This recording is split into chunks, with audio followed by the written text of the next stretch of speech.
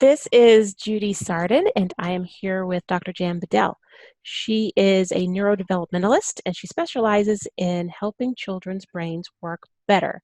We have already done an episode with Dr. Bedell on her rapid recall system of teaching your kids how to acquire math facts or helping your kids acquire their math facts. So make sure you take a listen to that episode as well. Today, we are going to talk about executive functioning. And we're going to mostly focus on executive functioning with your children, but I know that there are a lot of moms out there who themselves say that they have ADHD or they are struggling also homeschooling their kids because they feel that they have some need in boosting up those executive functioning skills. So we're going to talk to you moms at the end, but right now we are going to let Dr. Bedell tell us a little bit about herself. Okay, well, like Judy said, I'm a neurodevelopmentalist, and that basically means neuro, having to do with the brain, and development. How does the brain develop, or what happens when there's a lack of development, and how you can boost that development if there was some kind of issue that happened along the way. And that can be caused from a number of things, like cultural things that we're doing now that are different than we've done before, are causing some of these symptoms that are causing many labels. Like Judy was talking about the ADHD, and the labeling of our children seems to be skyrocketing. And I really believe that it has to do with the developmental things that we're doing or the lack of, just because of cultural influences. And we'll talk a little bit about that. I came about this from a need in my personal family with my daughter. My oldest had a lot of challenges, and God showed me the neurodevelopmental approach through a number of amazing interventions. And it just changed her life. And I've been doing this ever since, just helping families. So identifying where the root cause of the inefficiencies are that are causing these challenges with executive function, and how to stimulate the brain so that it works better. Awesome. So let's talk about just executive functioning. What does that mean? Well, it's interesting because I've been doing this 25 years, so we're getting new labels all the time. Recently, well, for one thing, I've been saying something about auditory processing and how important that is to overall development and function for 20-something years. And now, just recently, there's become a label for that. And executive function has been known for a while, obviously, and studied, but they are now, there is a disorder. They're calling it a disorder. But what their definition is working memory. There's three main components to executive functioning. Working memory, and that's keeping information in your mind so that you can put it to use. So holding pieces of information. And then there's the flexible thinking. That's the second area. You see a problem from multiple different directions, and then you learn to solve that with the best approach, if your functioning is working good. And then self-control. That's the ability to stop before you respond. And if you can't do that, then you're typically known as impulsive. So, that's like impulse control, that kind of thing. I just thought of from my experience, an example of that. I worked with a young lady called Mercy, and she was 11 years old when I started working with her. She was the drama queen at her house. There were 4 or 5 meltdowns a day at their house. And a really strange thing to the family is that she could not stay at home by herself. She was afraid to stay at home by herself. Well, what we found was she had such low processing that she couldn't see the big picture of, oh, they're just going to be gone for a little while. I don't have to be afraid. They always come back. All those things that you think of quickly to analyze a situation. she had such low processing, she couldn't do that. Well, in 4 months, her processing went up to the meltdowns went way down, and she could stay home by herself. So that's just kind of an example of when your brain has glitches in it and it's not working up to its capacity or its IQ because of developmental issues, then it causes those kinds of symptoms. Is that Hmm. making sense? Yes, and you mentioned symptoms. So we spoke about this briefly when we were doing the rapid recall. When we're talking about labels, you say that you think that we're really talking about symptoms. So can you kind of talk about that a little bit? Okay, so most of the labels out there that are not genetic are symptomatic labels. So you have a list, a checklist that the teacher fills out. You have a checklist that the parents fill out. And then the psychologist looks at some things too. And if there's enough symptoms on that that are checked off, then they call them that particular label. But what we found is there's a root cause for those things. So, like for instance, inattentiveness or behavioral issues that are immature could be from low processing, low auditory processing, holding pieces of information together so you can follow directions, stay on task, act mature like your particular age.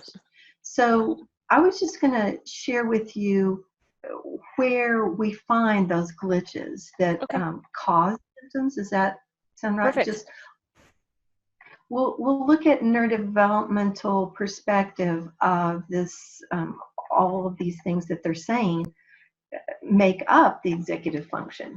So if you look at it from our perspective, we've got 4 steps to learning something, and you have to learn it before you can function. So learning and functioning starts with um, organization of the brain, and then receiving information, processing, storing it in the right place, and then the final step is utilization. So from what I'm looking at, the the executive function is the utilizing part Right. of this. It's But really that's what step everybody 4. sees. Yes, and that's what they focus on. Mhm. And so if you can get away from focusing on the problem, you know, uh, in your own life, if you have a problem and it's right up here, and you can't, the whole world is distorted when Yes. it's here. But if you bring it out, you see another perspective, and you go, oh, I see that it's not that big a deal. I can deal with that. Hmm. So we have to bring it out and go, okay, what about receiving information? The first thing that the brain has to do is get information in, and that's through the senses. So if there's some kind of distortion in receiving information, say they're hypersensitive to hearing, Hmm. and everything's distracting them, every little noise is distracting them, then that's going to cause a problem at step 1 of Hmm. learning. Hmm. So they're not going to be able to take it in as well as they should. And then processing, that's something I've really been preaching on for a long time, trying to get the information out about that, because when, especially auditory processing, you do process verbally, that's your short-term memory is what I'm talking about here with processing. You have visual short-term memory, auditory, and your brain has to get it in, use that short-term memory before it can go into long-term memory. So it's Right. very important. The more you can hold and process in your short-term memory, the better everything is. So with auditory processing, for instance, I would say the majority of the checklist for ADHD and ADD is from processing. It's the same thing. It, if you don't process well, your behavior, you act like a younger child. And you look at your child and go, you're 12. Why can't you do your chores? They're the same ones that we do every day. Right. Um, or your checklist or something like that. So and it's not a matter of IQ. That's what a lot of people think and wonder about their children. Are they just not very smart? And the sad thing is the children start thinking, maybe I'm not very smart because mom thinks I should do this and can't really do it. So that can be a challenging thing just there from their perspective. But when they can hold more pieces together, they can see the big picture. So if your brain is receiving the auditory information, the visual, the tactile information that it needs, then you've got step one covered in learning. But if there's glitches there, then you've got a lot of challenges. Now with processing, uh, what we've seen is like with Mercy, in 2 months, her processing came up 2 years of ability. Wow. And so, a more like a older child would understand, oh, I can stay home alone. It's not a big deal. So is that kind of making sense to Yes. questions specifically about what we've covered so far? Yes. Yes. So I think that when we're talking about executive functioning, like you said, you've got the implementation part of it, and that's kind of what we see. We see the kid who can't stay on task. We see the kid who um, is not acting their age. We see the kid that's acting out, that's just behaving inappropriately. So what then as a parent, what can we do about it? And this is really key.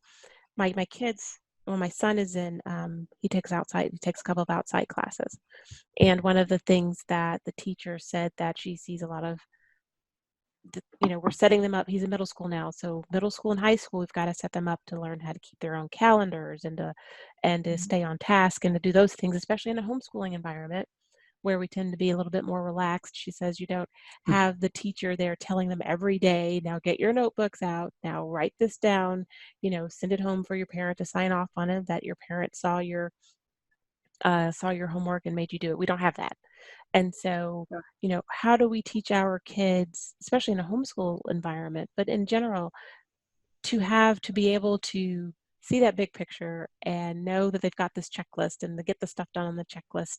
How do we make this happen? How do we do this? Well, I really, from our perspective, we have to get all these steps to learning.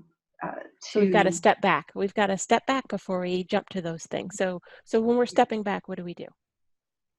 Well, let's look at well, for processing, for instance, you can there's an free auditory test kit on our website. It's littlegiantsteps.com.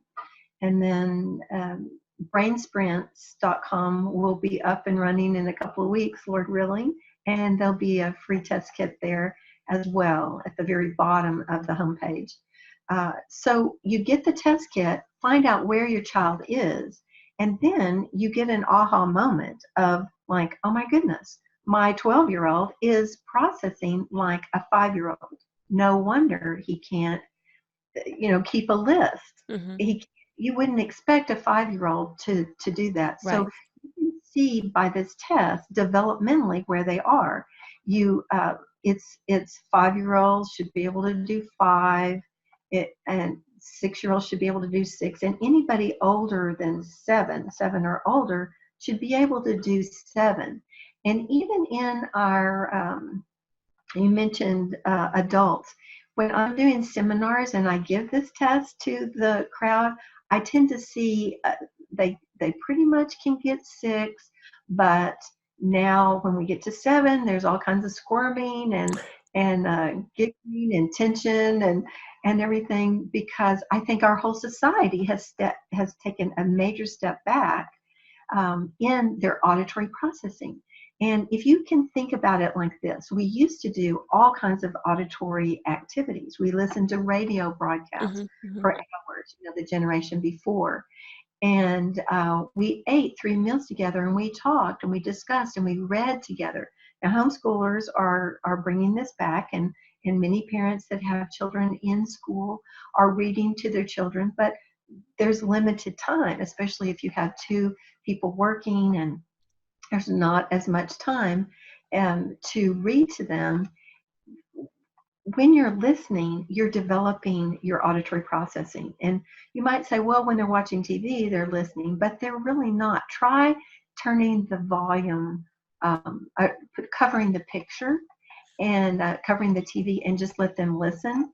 You will see a huge difference in their abilities, and they'll be confused, and they're mostly taking in all that visually. So the first step is to work on that skill. Twice a day for a couple of minutes will make major inroads into their abilities. And you will see new children emerging. I mean, those inattentiveness, being able to stay on task and stay with their checklist or make their checklist, that will change dramatically.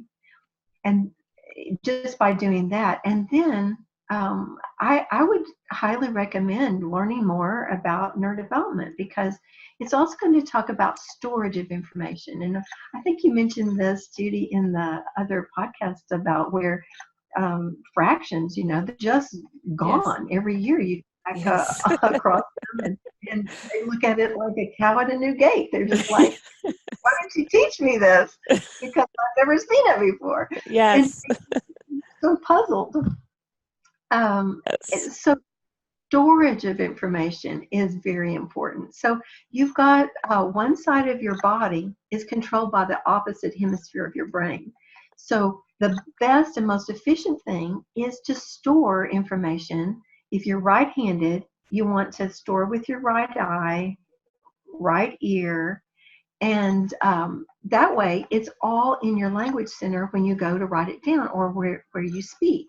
So if you've got a child that like you think they've definitely got executive functioning issues, because they're starting to talk about something and then they just there's this pause, or they stutter, or they look blank, and then it comes to them and then it comes out. Well, if you're storing, like if you're a right-handed person and storing with your left eye, Hmm. you're putting the information over here. And so they have to find it. And it's kind of like storing things in a file drawer, but not putting the giraffe under G for giraffe. It's in there somewhere. And so you've got to go through all the files, It's very tedious. It's very frustrating. It's discouraging to Hmm. have to do that. So storing information in the right place is very important. Um, So so let's see. Let me back you up. So for the from an auditory standpoint, you're saying we can work on that simply by reading to them. And that is it reading to them and then having a dialogue back and forth afterwards, or is it just the passive? Because when you're reading, like right now, I bought the illustrated Harry Potter books. Even though we have the ones without the pictures, we love the pictures. I think I probably like it more than the kids. But so I'm doing the read alouds. So right now we just got the latest one, and I'm doing the read aloud for that.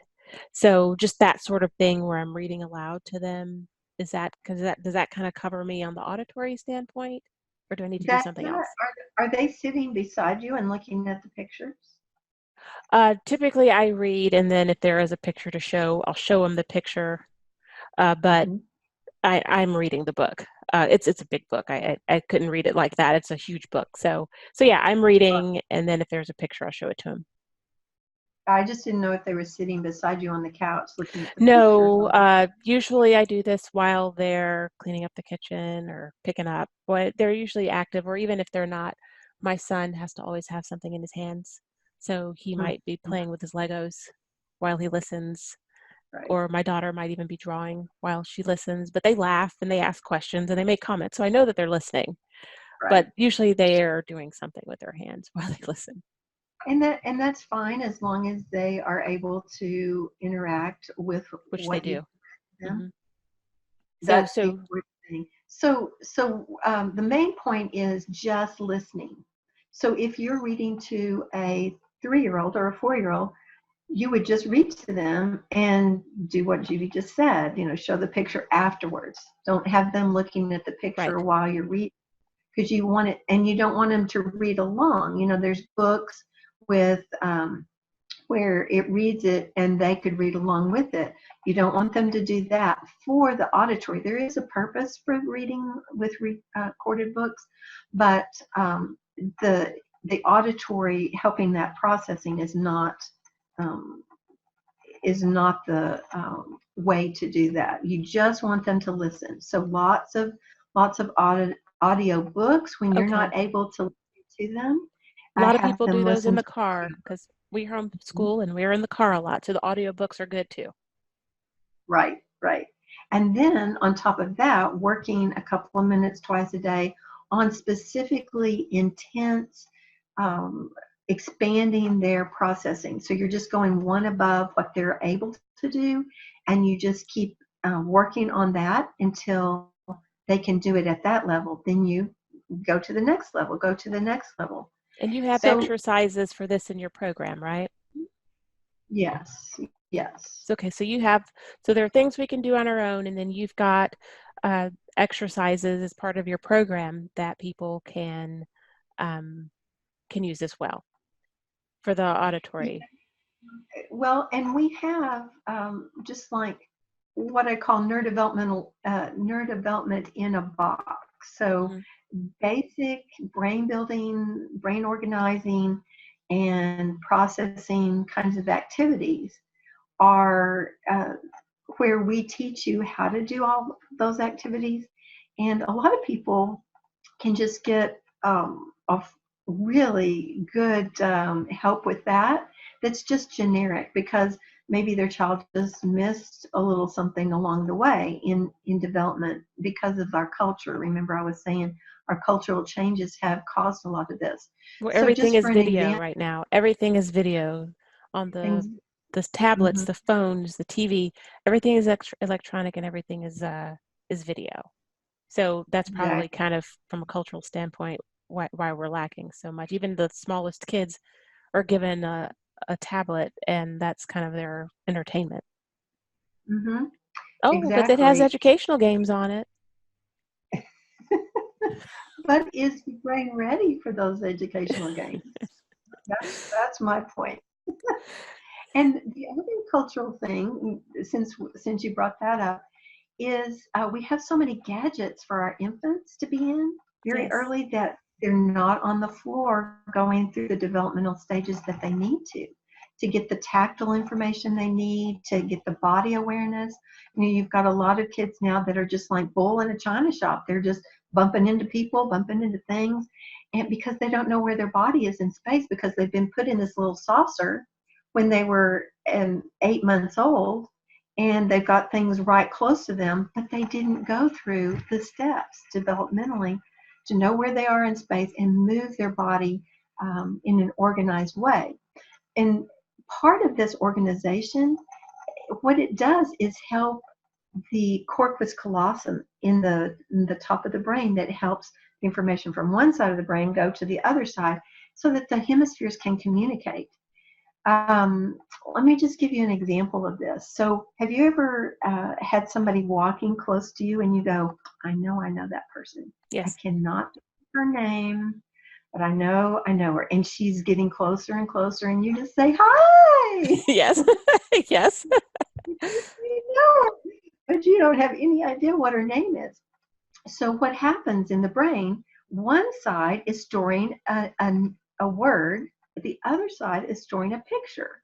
And your corpus callosum, the bridge on the top, isn't working too good because that information is not coming together to give you the name and the picture, which is the face, in correlation.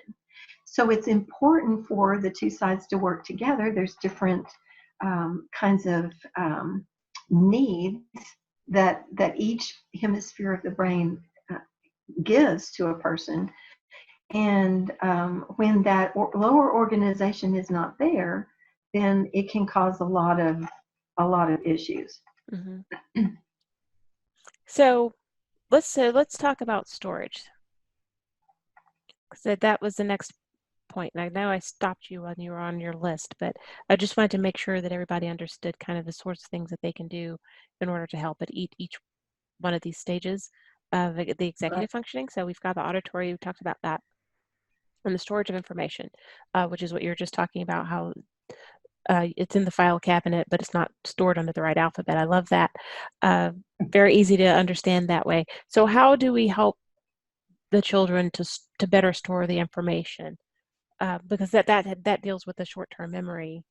Right. So if you've got short-term memory issues, which is what I deal with, not me personally, my child, then when you're talking about, long-term, literally 3 months later, I'm seeing this for the first time, even though we spent weeks on it before. And, Right. it is literally like seeing it for the first time if we get away from it for 2 or 3 months. And I am completely baffled by it. I'm doing better. But, so what do you do about that storage component? Well, we look at dominance, and just to give you an example of what can be done with that, like in a box kind of neurodevelopment, where we give you a seminar that's 2 hours long, and it says, check your child for this, check for this.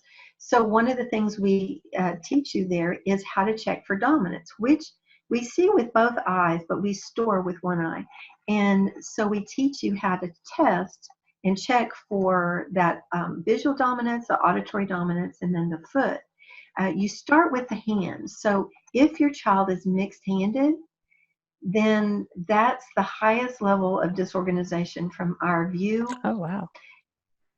So you want to have them do lots of cross pattern movement, lower level, like crawling and creeping, to help that dominance come out. Now, there's a small percentage of the population that is ambidextrous genetically, but typically, if a child is still going back and forth, they're probably left-handed, and they live in a right-handed world. And Hmm. so we see a lot of kids have issues with that. So you start with the hand, and then you want the eye and the ear to line up with on that same side. So if you're sure your child's right-handed, then you could check for this and make sure which eye that they're storing with. And if you find that they're storing with the left eye, we can suggest to the brain, by covering this one, you've got to use this one to store because this one's not available. Oh, So wow. for academics, you could bring in information with the dominant eye and put information in, like if they're listening to audiobooks, you just have them put it in the right ear so that it's forcing the brain, no, use this one, and to store with, and you'll see that kind of thing diminish. So one of the characteristics of a child that's not storing correctly is they have that inconsistent recall. They know it one day, they don't know it the next, or 3 months later. And they tend to be very emotional too. So Oh, they go yeah. into, does that ring a bell? Yes. If there's mixed dominant, they are very easily thrown into their subdominant hemisphere. So you have a dominant hemisphere that has your logic, your analytical thought, and your language. And then on the other side, the hemisphere here is your creativity, your emotions. And so if they're mixed dominant, the dominant hemisphere, usually, if it's working right and everything's lined up, it says to the emotions, that's not a big deal. They didn't mean it. It's all okay. But if the dominant hemisphere, that logic, is not coming in and talking like it should to the emotions just go and they're gone. Hard to calm down, easily upset, and then they also, when they get under stress, Hmm. like in a testing situation, it all goes out the window. I mean, they just don't have access to what they know. Hmm. And you may have experienced this yourself from time to time, where you're under stress for a test when you were in school, and you know the answer to this. You Mm-hmm. studied and see it in yellow on the middle of this page, but you cannot bring it out. Yes. And then you test, you walk out the door, and And there there it you is. are. That was it, and you're just beating yourself up. But it's that stress that puts you into the subdominant where the information's not, that causes that kind of thing. So we had one young man that his mom says he wants to go to college so bad, and he scored a 14 on his ACT. Mm. Well, you can't go to college with a 14 on your ACT. And he did this basic program where he's helping the storage. He's working on the lower levels, organizing. He's working on his short-term memory, his processing. And in 3.5 months, he scored a 20 on his Oh, wow. ACT and was able to go to school. And so that So was it's by improving his executive functioning, improving his storage and his auditory, and as opposed to spending that 3 months taking an ACT prep class. exactly because you can't really, it's not going to, I mean, he had already been there and done that Yes. as far as the ACT prep class. But it's like your brain is not functioning up to your intelligence. I call it just releasing a child's full God-given potential when their brain is organized and they're receiving information, processing, storing. All of that causes the utilization, which now apparently everybody's calling executive function. So, okay, so we've got the parts of the things that we need to work on, the symptoms, I guess. We've got the auditory, we've got the storage of information, and what was the next one? And this kitty cat's Utilizing about to make me sneeze. Just for everybody, here's La Princesa. So if you see me keep looking down, it's because I've got this little kitten who will not. She's been on my lap for over an hour. So, she oh, looks very she's about to make me sneeze. So sorry about that. But anyway, so we've got the auditory, we've got the storage of information. What's the next one?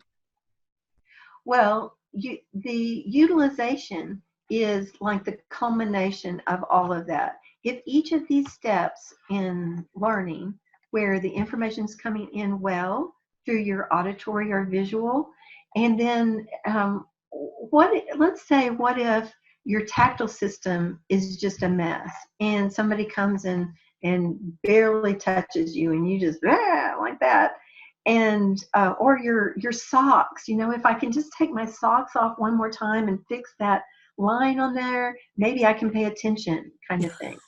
um, those are distractors for everything else happening. So if you're receiving all of your information, tactile, auditory, and visual, and for those of you that are doing really emphasizing learning styles, I want to encourage you. There's certain information that is better that comes in auditorily. So you want to raise that auditory skill, not say, well, my child's a visual learner and I have to teach them visually. Or, heaven forbid, they're not good visual or auditory and you have to teach them tactile. Oh my goodness, how how are you going to get fractions in tactily? Yes. It's a real challenge if you limit yourself to a learning style. So my whole philosophy is bring up their visual, bring up their auditory by stimulating the brain. It doesn't take very long, 2 minutes here, 2 minutes there of different activities, so that everything works better. And then the brain can choose through that plasticity of the brain. Have we talked about plasticity? I think we did in the I other. think we did in the other one, but not in this one. Why don't you tell us about plasticity? Okay, so when I first started in this work, the whole philosophy was, and the understanding was, your brain is getting better and better and better to a certain point, and then it's downhill from there. It's stagnant. Well, we know now through MRIs and that kind of thing that that's not the case. But back then, people thought we were nuts when we said we're going to stimulate the brain and build new pathways in the brain. So when you stimulate the brain with enough frequency, you build a new pathway. It's kind of like building a road. And I know you said you're in Atlanta, so Hmm. the roadways are very clogged there. And Yes. when a new artery is open, oftentimes people rush to do that Yes. because it's more efficient. It gets them there faster. So the brain does the same thing. It builds these roadways, and so um, when you have a problem that you have to solve with executive functioning, you go, okay, what's the best way to get there? And so you're able, when you've got these pathways built, you're able to pick the best way. Not winding around on these back roads, but Hmm. let's take the superhighway. I I kind of have the analogy that if you have a computer, it has a certain number, it has a certain capacity, it has a certain amount of smarts, and it has a certain amount of short-term memory, all of those kinds of things. But if it's hooked up to DSL, like it is in my vicinity, works a whole lot different than when that same computer is hooked up to FiOS at our office. Sure. So you see what I mean? It's the pathways that make the function better. So you could have this smart person that just has issues with information coming in, so there's a deficit there. Their auditory and visual processing, their short-term memory is low, and so they can only hold so much. And then they're putting it in the wrong place. Some people can just cope and compensate if there's one thing that's kind of off or the other.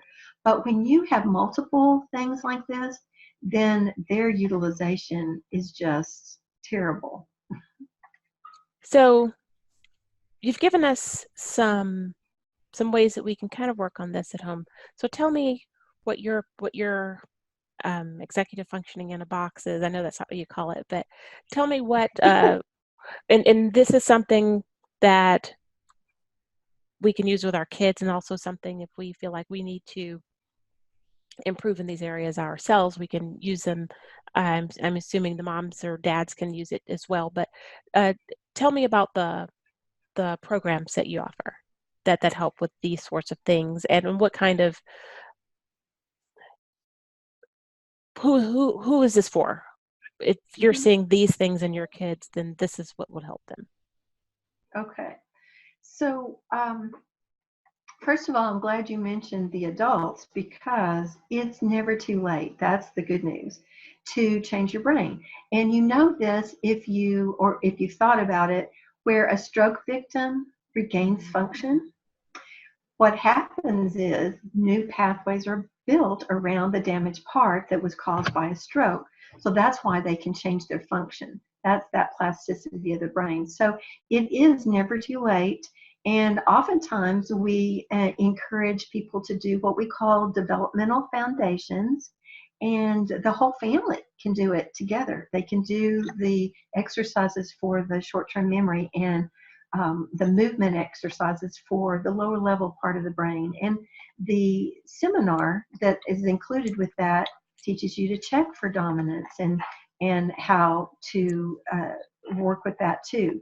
So we work with a wide range of people and conditions, from Down syndrome to dyslexia to ADD to high functioning autism, or even children that are struggling with autism.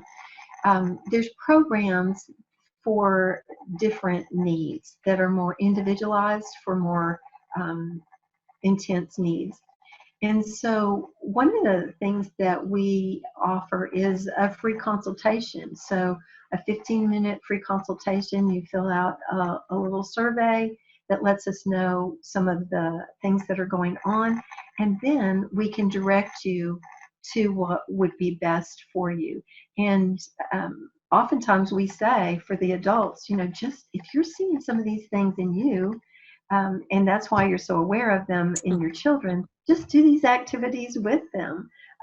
Adults are usually more concerned about their children, so they put more effort there, but it would do their children a big favor if they did it with them too, because then you would be more organized and you would store things better and process better. You would just function better overall.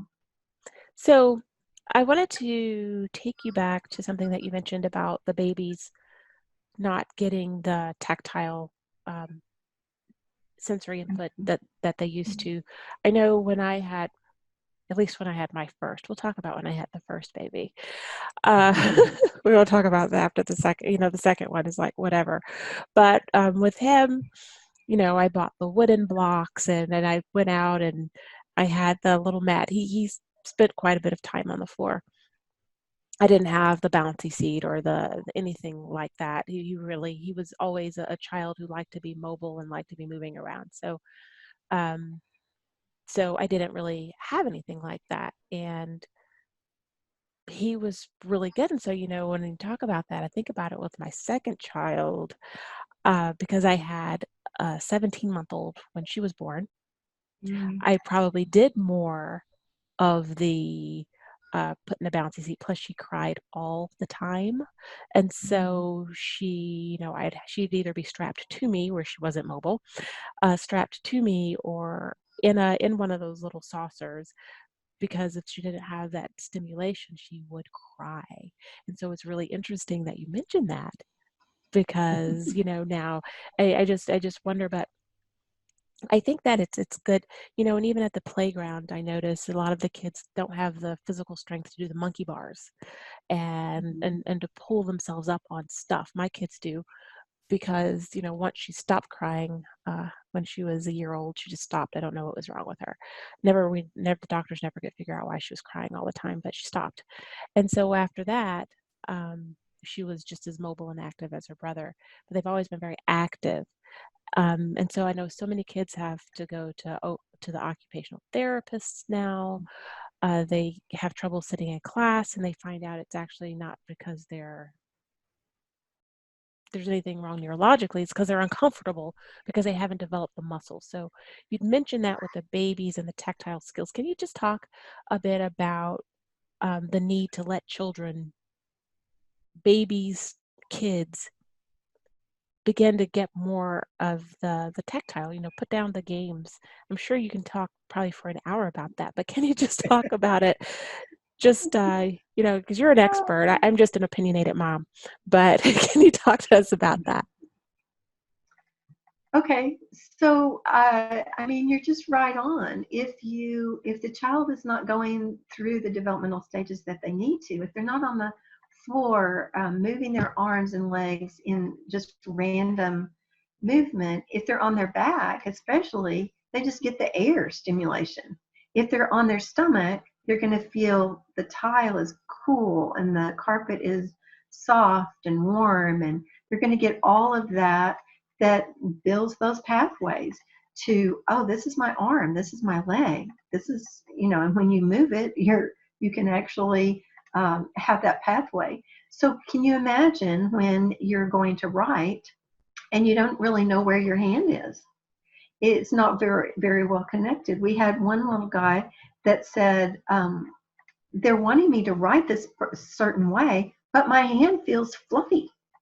And so he was so brilliant that he described a pathway from his brain to his hand that was fluff. How do you move fluff the way that they want you to move, right? So here's a tip for those that have little ones. I mean, we started this from the time the child was like 3 months old. You put their hands over your thumbs, and you just gently pull them up from the sitting position. Or if they're a little bit older and they want up, you put their hands on your thumbs. Of course, you're supporting them, and you pull them up instead of picking them up under their arms. And they're developing their upper body strength, their hand strength. And so both of my grandchildren that we did this with, they started holding their pencil with a perfect tripod grip very early, like Oh, 19 months and more. They never did this. They just picked it up like this, like those magnadoodles and things like that. I don't really encourage early writing, but we had one of those magnadoodles, and I noticed, oh my gosh, she's holding it almost exactly perfect in the tripod grip, Hmm. which is most efficient. This public schools have de-emphasized that too, and people's handwriting, their hand gets tired, they're trying to shake it, they can't take notes when they get into college because they're not holding their pencil right. So I'm pretty old school about that. But it's because, again, we've taken the monkey bars off of the playground. Somebody might get hurt. Yes. You know, they've taken the little merry-go-round thing off that was very good for your vestibular stimulation. Oh, yeah. I remember the merry-go-round. That was a lot of fun. My kids asked me about 2 years ago, what is a merry-go-round? I had to pull up a picture on Google and show it to them because they heard a Right. reference to it somewhere, and I had to show them a picture of a merry-go-round. That was some fun stuff. Yeah. Mhm. So it's all of those, like I said, cultural things where we have those slings that the baby's just happier when you're carrying them around. We have the saucers that you put them in, and they just seem a little more human when they're sitting up, you know. But and so we like that, but it's really detrimental to their development. So what I say to young moms is, um, tummy time, tummy time, tummy time. And if they're not happy with that, we've got some tools in our store that will help them be more satisfied and stimulate their visual system at the same time. You can go to Brain Coach Tips for podcasts on the subject of when does homeschooling really begin, which is birth, Mhm. and sometimes even before. And that same thing, if you like your information visually, there's a YouTube channel that we have that's Brain Coach Tips YouTube channel, and you can search for like early learning, that kind of thing, to get more information about that. And in general, if you just want to know more about this receiving, processing, storing, and utilizing information, there's many podcasts and YouTube sessions on what I've been teaching all this time. So there's a lot of free information out there, and also we can, that will instruct you along the way. So that's accessible for you. And then if you need more specific help, we do have that like interview process where we can help you individually look at what's best, because it Awesome. is kind of confusing. Well, I think that, and I'll make sure that all of your links are in wherever people are listening to this so that people can easily find you. So, what about, say, the middle school kid, and I'm asking specifically because I know, my son's middle school, so I know people in middle school. What about the middle school kid who is still struggling with the short-term memory issues and the executive functioning issues? Will your websites help? Will your YouTube channel, your programs? Because we just were kind of talked about the little ones. So what kind of things can we do with our older kids to help them just, around the house? You told us what we can do with the babies. What can we do with kind of your middle grade kid to help them? And then do you have programs that are for the older kids? Mhm. Yes, remember I was telling you about that 17-year-old that did just the basic neurodevelopment in a Yes. box kind of program. So that the interesting thing is that no matter what the age of the child, if they do these, like whether they're 8 or 10 or 15, if they do these activities, building those pathways, then it's like their little smart brain goes from DSL to high-speed internet, Uh-huh. or five, whatever the latest thing is. So it really doesn't matter how old you are. Even I've had a 54-year-old and a 55-year-old that said, "Well, I've seen this help other children. Would it help adults?" And so they did a basic program of working on their processing, Hmm. uh, working on their organization and that kind of thing, and their dominance. And they both went up like 3.5 years in reading comprehension, and they didn't do any reading. So it was Oh, not a reading technique.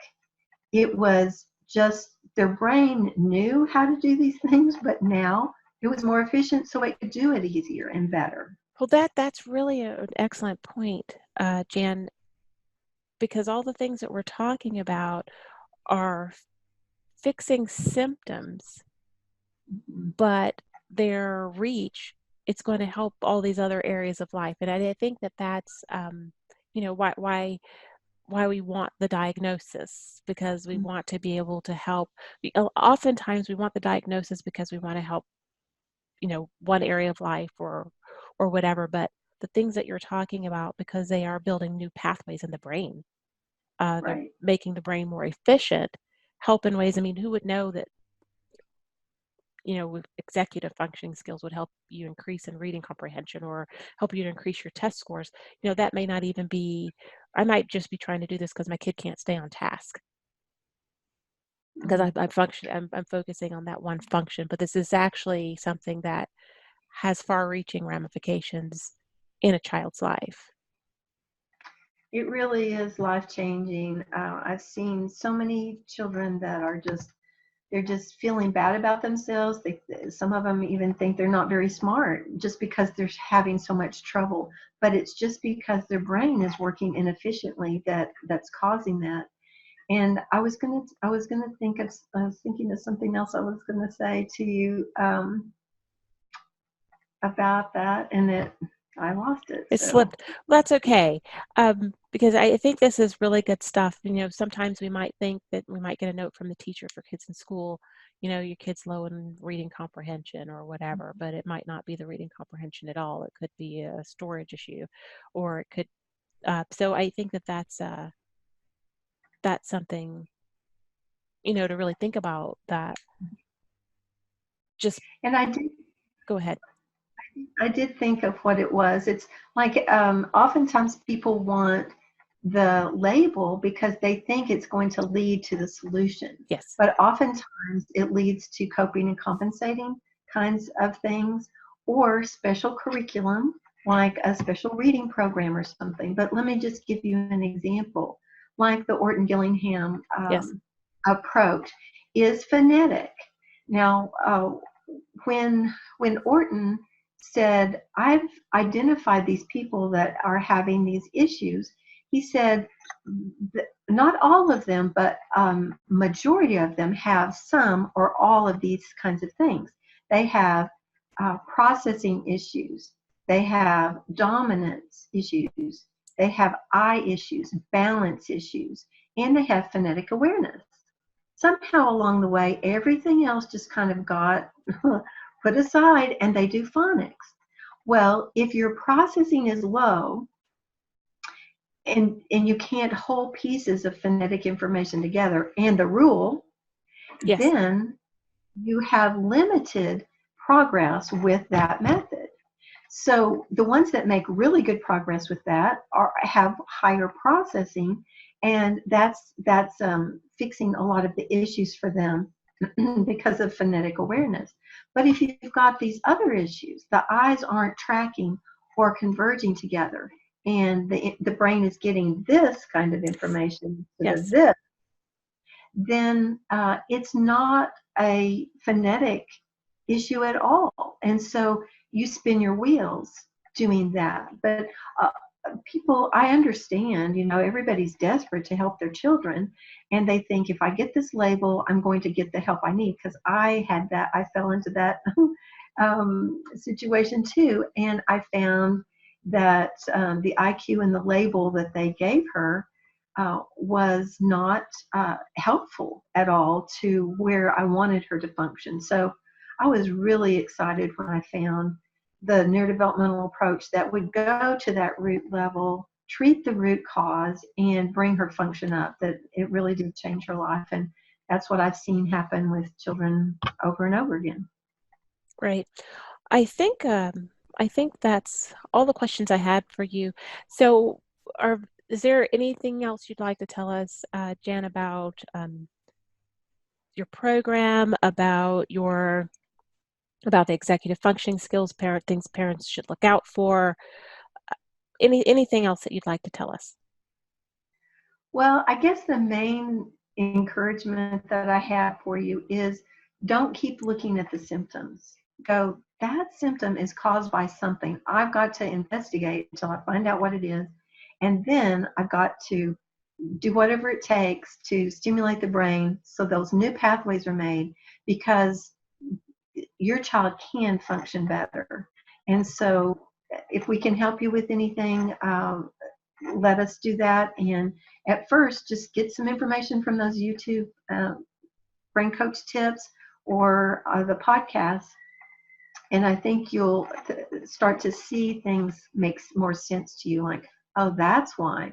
And it changes the dynamics between you and your child as well, because it can be so frustrating when you've taught him something, the light bulbs come on, and you're so excited, and then you bring it out again and look at you like, what are you talking about? Yes. And get so frustrated and think, why is this smart child? And sometimes you say, you knew this. Yes. I've taught you this. And they go, Yes. oh, well, I'm not be very smart because mom says she already taught me this. So it can really change the dynamics in your home too when you find out what some of these root causes are. And I know a lot of you are homeschooling because they're not getting served at school and they're struggling. So just encourage you, get some more information about neurodevelopment, and I think it will be life-changing for you. I just realized I forgot to ask you one thing, and that is time. How much time will this take? The same scenario. I've got 4 kids, 4, 6, 8, and 10. Time. Tell me about that. How long will it take me every day to make this happen? Usually, the basic programs are like an hour. Now, some of the things that we do include math and reading, so it may take a little bit longer because it's going to just be in a more efficient way of doing it. But the thing about the hour is it's not an hour that you just spend with them, but they learn some activities, and through casual observance while you're folding the clothes or making lunch, they're doing these short little activities on their own. So it's probably about 20-30 minutes that you would spend directly with them. But some of that, like I said, would be a way to improve their math and reading with specific kinds of techniques. So it's, and then some people, if there's severe issues, then you're really spinning your wheels with some curriculum right now where the child can't handle it. So it's going to be a whole lot better to build that foundation so that the doors open, the windows come open, and all of those parts, using a house analogy, would work. And we found that they come up really fast in math and reading, oftentimes a year improvement in 4 months' time when you do basic things. So it's worth it to, even some people have taken off most of their academics or the extra academics, not math and reading. We definitely include those. But sometimes you just take off a year from some of the things, build that foundation, and then everything flows better for the rest of their life. And they catch up very quickly. That's one of the things that sometimes families go, oh, there's going to be a gap. There's going to be, they have this fear of, or what I call gap panic. They're not going to have enough of this or enough of that. But it really, it's like the highway. If you need to get from this history to that history, it's a whole lot easier to go on the superhighway than wind around on the streets. Right, or sit in the traffic jam on I-75. I'm going to have to use that one. That was Yes, yes. You drive through Atlanta, you sometimes feel like you're not driving at all, just sitting in a parking lot. So Yeah, awesome. Well, thank you so much, Dr. Bedell. I think that what you're doing is awesome. And as I've said before, just talking to you and meeting you, I think we met 2 years ago, really, really changed my mindset with regard to working with my child who does struggle with the short-term memory issue. And I know that you can help a lot of people that I know, a lot of people that I talk to. So I encourage everybody listening to this to check out her links that we will have included below. Thanks again, and we will see you next time. thanks for having me, Judy. Bye.